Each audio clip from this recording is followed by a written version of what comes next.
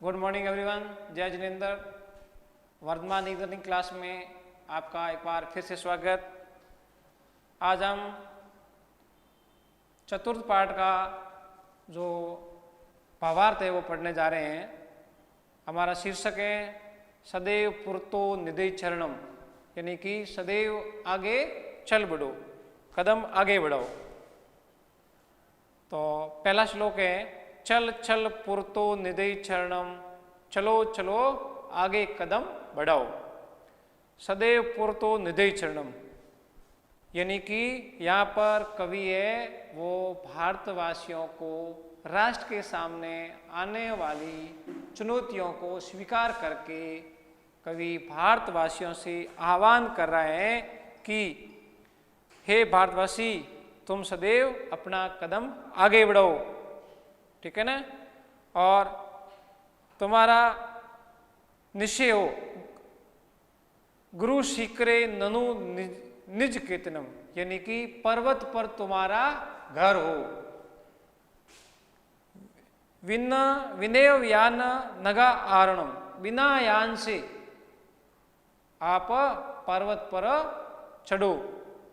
बल स्वीके भवती साधनम, यानी कि आपका शक्ति है वही आपका साधन है, आपका जो बल है वही आपका साधन है। इसलिए कवि कह रहा है कि सदैव आगे बढ़ो, सदैव आगे कदम बढ़ाते चल पड़ो। दूसरा श्लोक है पति पाषाणा विस्म परखरा, हिंस पशव परितो घोर, सुदूर खलो यद्यपि गमनम सदैव पुरितो। तो यहाँ पर भी कवि देश के वासियों को संबोधित करते हुए कह रहे हैं कि अपने कदमों को आगे बढ़ो और कभी भी बाधाओं से विचलित नहीं हो। तो कवि कह रहे हैं कि पथि पाषाणे विषम प्रखरा, यानी कि आगे जो बढ़ने का जो रास्ता है वो टेढ़ा मेढ़ा है और नकुले तीखे पत्थरों वाला है, इसलिए आपको विचलित नहीं है। कहने का मतलब है कवि कह रहे हैं कि आपको जीवन में आगे बढ़ने की अनेक बाधाएं आएगी, अनेक कष्ट आएगी, अनेक आलोचनाएं सुनने को मिलेगी, लेकिन आपको अपने पद पे आगे बढ़ने में कभी विचलित नहीं होना है, परिस्थितियों से कभी घबराना नहीं है। हिंस पशु परितो घोर, और वहां पर चारों ओर से हिंसक पशु हैं। यदि आप वन के अंदर अकेले चलते हो, पर्वत पे चलते हो, तो वहां पर वन्य जीव भी होते हैं। तो कह रहे हैं वहां पर हिंसक पशु हैं, उनसे आप कहीं डरना नहीं है। सुदुष्कर खलु यद्यपि गमनम, और कह रहे हैं यद्यपि ये मार्ग चलना कठिन है, फिर भी आप निडर होकर के अपना कदम आगे बढ़ाना है। तो एक बार वापिस देख लें उसको। पथि पाषाणे विषम प्रकरा, तो कवि देशवासियों के सामने विषम परिस्थितियों का सामना करते हुए आगे बढ़ने की प्रेरणा दे रहा है और कह रहे हैं कि राष्ट्र के मार्ग टेढ़े मेढ़े हैं और नकुले तीखे पत्थरों वाले हैं। कहने का मतलब है अनेक कष्ट बाधाओं और आलोचनाओं से भरा है, आपको उससे विचलित नहीं होना है। और रास्ते में चारों ओर से हिंसक पशु भी हैं, लेकिन आप उसे कभी विचलित नहीं होना है। सुदुष्कर खलु यद्यपि गमनम, रास्ता आगे बढ़ने का कठिन है, फिर भी आप निडर होकर के अपने कदम आगे बढ़ाते रहना है, सदैव आगे चलना रहना है और अपने कदमों को कभी पीछे नहीं लेना है। तीसरा हमारा जो पद है जही भीति भज भज शक्ति में विधेयी राष्ट्र तथा अनुरक्ति, कुरु कुरु सततम ध्येय स्मरणम सदैव पुरतो निधि। तो कवि यहाँ करें जय भीति भज भज शक्ति, यानी कि भय को त्याग दो और शक्ति को धारण करो। ये करें ना, जय भीति भज भज शक्ति, यानी कि आपने अंदर जो डर है उसको निकाल दो और शक्ति का हमेशा क्या करो, जप करो, उसका स्मरण करो।